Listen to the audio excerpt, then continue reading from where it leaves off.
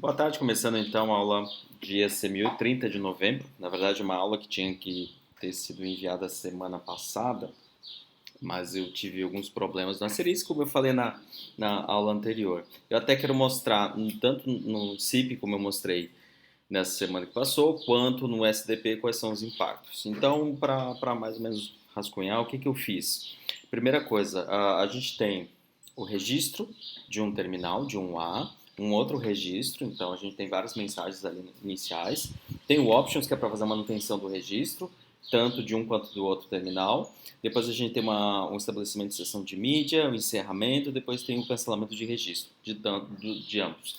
Para reduzir um pouco o volume de informação, então eu fiz um filtro aqui para mostrar apenas o estabelecimento de sessão, chamada telefônica, onde o Where liga para o iPhone, atende, conversam, etc. Então a primeira coisa para mostrar é que o CIP ele participa as primeiras mensagens, onde tem ali todo o estabelecimento. Depois, a partir desse ponto, tem apenas fluxo de RTP, no caso, a transmissão da mídia de fato. Vocês podem perceber que nos dois sentidos, seja com IPv6, que é um dos terminais, seja com IPv4, que é um outro terminal, aqui foi uma coisa que eu não tinha planejado, mas acabou acontecendo sem querer, que o softphone que tem para o celular, ele tem suporte IPv6, na parte de STUM, etc., mas ele tinha o suporte pleno, enquanto que o do computador só tinha para IPv4. E por causa disso, ele fez apenas o anúncio com IPv4. Logo, o asterisco, não sei se por esse motivo ou outro, tá? Acredito que ele já ia fazer de qualquer forma, ele se anuncia como um gateway de mídia e a gente vai ver mais explicitamente o que é se anunciar como gateway de mídia, ou seja, forçar essa máquina aqui de final 41, tanto IPv6 quanto IPv4, ele força a passagem dessa mídia. Na verdade, uma vez que se trata de um SIP proxy, ele é um SIP registra, mas ele também é um proxy, ele vai reescrever o cabeçalho do SIP e, como a gente vai ver daqui a pouco, ele também vai reescrever o SDP. Então aqui nós temos toda a parte mídia, deixa eu avançar um pouco, porque toda a ligação, embora ela tenha durado poucos segundos, aqui estão todos os pacotes, e bem no finalzinho é que tem de fato o encerramento. Que eu tinha comentado, acho que na uma ou duas aulas anteriores, que como ele está trabalhando como gateway de mídia, cada uma das legs, cada uma das pernas, ela é tratada de forma diferente. Ambos os terminais se conectam no asterisk, se conectam nesse back-to-back, nesse gateway de mídia, e aí, por isso que o fluxo de mídia é interrompido de um lado, depois ele envia by para o outro lado e o fluxo do outro sentido também ele é depois terminado. Bom, para não ficar então com muita informação na tela, eu vou pegar apenas, tirando toda a parte de mídia, né, que a gente não viu ainda na disciplina, eu vou mostrar então, tem a parte do invite, né, não é autorizado, tem uma acta e tem um novo invite, e o que normalmente eu sempre estava mostrando era dessa forma, o cabeçalho do CIP fazendo anúncio, e agora a partir desse ponto a gente vai começar também a ver o SDP. Tinha pedido para vocês darem uma lida no material, então eu vou pensar assim, informações mais importantes, mas sempre tem como ponto de partida aqui o owner, que seria o endereço para poder fazer a transmissão. Isso é uma informação importante. Outra coisa também muito sensível aqui no caso é a definição de cada mídia. Vocês podem perceber que só tem um M, um objeto de media description, ou seja, eu estou fazendo apenas uma oferta de mídia, um tipo de mídia que é tipo áudio. Aqui está a porta para endereço, embora, importante, a gente vai ver lá na frente que essa informação pode ou não ser útil, porque também vai haver a oferta de escolha de caminhos. E aí tem uma negociação que é a próxima parte da disciplina. Então, a princípio, aqui tem a oferta de um endereço IP, aqui tem de uma porta, ou seja, eu estou dizendo na camada de rede, aqui 161, camada de transporte para fazer a multiplexação de portas, e na camada de aplicação, qual é o tipo de mídia para, a partir desses codecs, que eles estão melhor discriminados, já vou falar daqui a pouco, na camada de aplicação para fazer a decodificação dessa informação. Uma vez que o RTP vai mandar isso aí e é codificado, aí tu tem que saber qual é a decodificação. Aqui estão os vários tipos de codec, 96, 9, 8, etc. Vários deles são conhecidos, então até o 95, especificamente, segundo as RFCs, são valores conhecidos, mas, por exemplo, o 96 aqui no caso está fora da faixa, e é feito um anúncio de Opus 48K de taxa de amostragem com 2 canais, operando em estéreo, e o FEC, que seria a parte de detecção e correção de pequenos erros na transmissão, ela é em band, ela vem dentro do fluxo, caso queira fazer alguma detecção, alguma correção de transmissão. Isso é uma coisa que o próprio Opus, é uma implementação que ele tem, que é Forward Error Connection. Error agora eu sei, se eu não lembro. Avançando. Depois tem os outros tipos, o 9, que é o G722, PCM tipo A, Lei Micro e vários outros.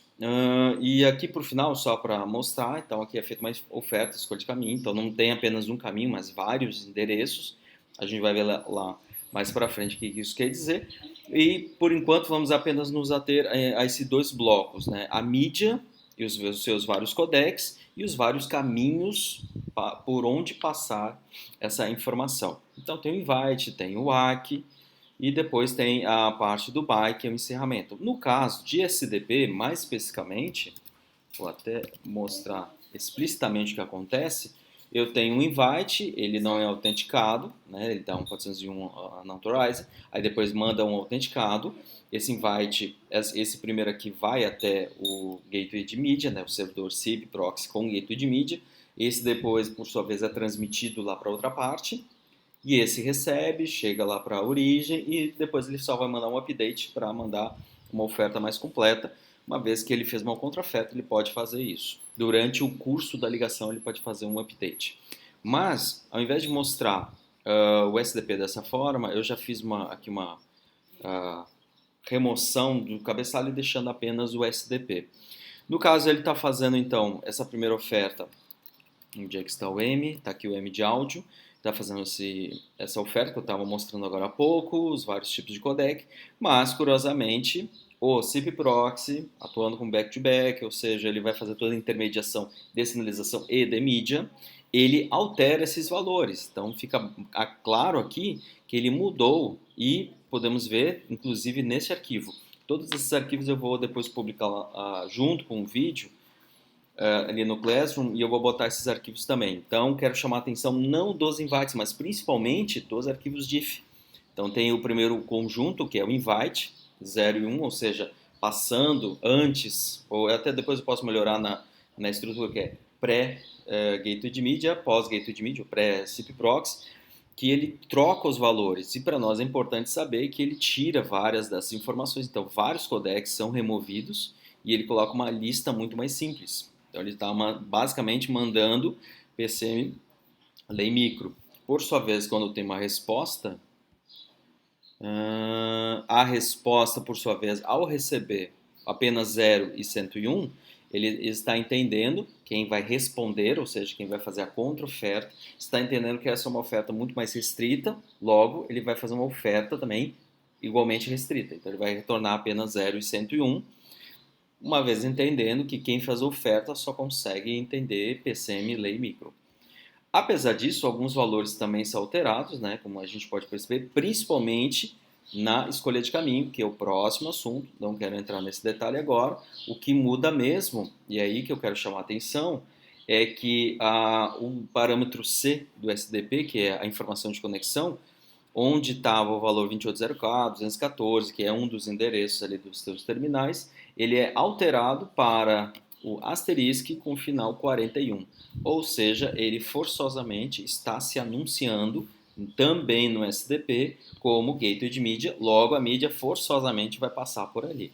Tá? Isso ainda se percebe mesmo que no comando update, tá? Que sofre variação, então não preciso ficar me ater a todos esses detalhes, e aqui fica bem evidente que vários dos codecs que não são suportados pelo asterisco, seja por configuração, muito provavelmente configuração, ele remove e coloca o seu endereço. Tanto é que aqui no caso, o valor original estava com IPv4 e ele altera inclusive para IPv6, certo? Então, de todo esse conjunto de informações, o que é sempre importante lembrar é que o SDP ele sempre é lido de cima para baixo, onde nós temos as informações gerais, e dessas informações gerais é importante ver que ele faz essa informação de endereço IP, ou seja, se entende que tem apenas um endereço IPv4 ou IPv6 para fazer o anúncio.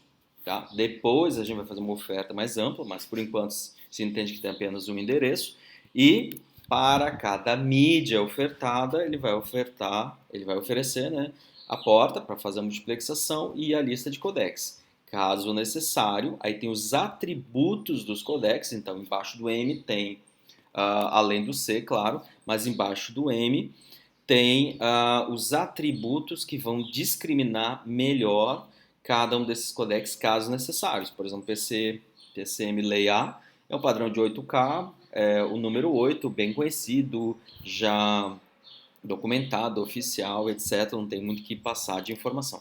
Quando a gente trabalha com vídeo, daí tem mais atributos de codec, de taxa de transmissão e alguns parâmetros internos do próprio codec. Mas basicamente é isso que faz o SDP.